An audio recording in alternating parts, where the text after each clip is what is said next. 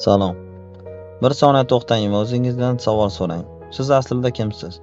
Siz tanangizmisiz yoki miyangizdagi fikrlarmi yoki sizni siz qiladigan xotiralar va tajribalar yig'indisimi?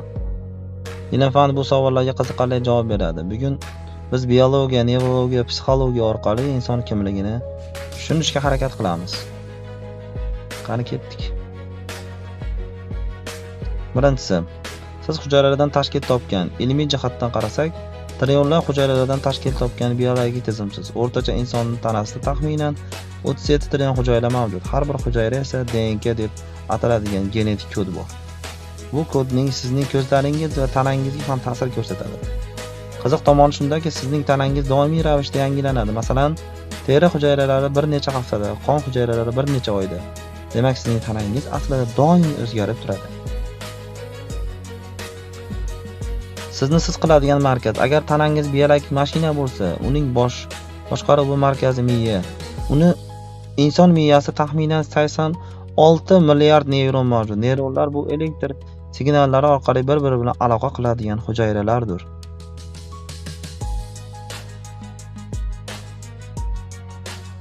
Har safar siz yangi narsa o'rganganingizda, biror narsani eslasangiz, qaror qabul qilsangiz, miyangizda neyronlar yangi aloqa hosil qiladi va bu jarayon neuroplasticity deb ataladi. Ya'ni miya hayot davomida o'zgaradi.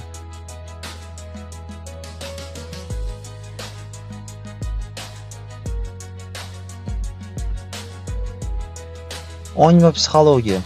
Ammo inson faqat biologiya bilan tushuntirib bo'lmaydi. Psixologiya shuni aytadiki, siz bu xotiralar, tajribalar, his-tuyg'ular va qarorlar yig'indisiz. Masalan, bolalikdagi tajribalar sizning shaxsingizga katta ta'sir qiladi.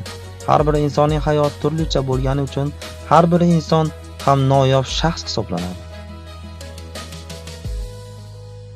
Eng qiziqarli faktlardan biri shuki, sizning tanangizdagi atomlarning ko'pligi yulduzlarda yaratilgan. Fizika olimlariga ko'ra, bizda ko'plab elementlar minglab yillar oldin portlagan yulduzlardan kelib chiqqan. Boshqacha qilib aytganda, sizda tom ma'noda yulduzchangi bor. Demak, siz kimsiz? Siz trillionlar hujayralardan iborat biologik tizimmi?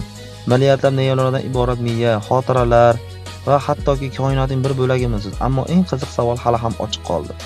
Siz aslida kimsiz? Bu savolga javobni har bir inson o'zi topadi. Kanalga obuna bo'ling, like bosing.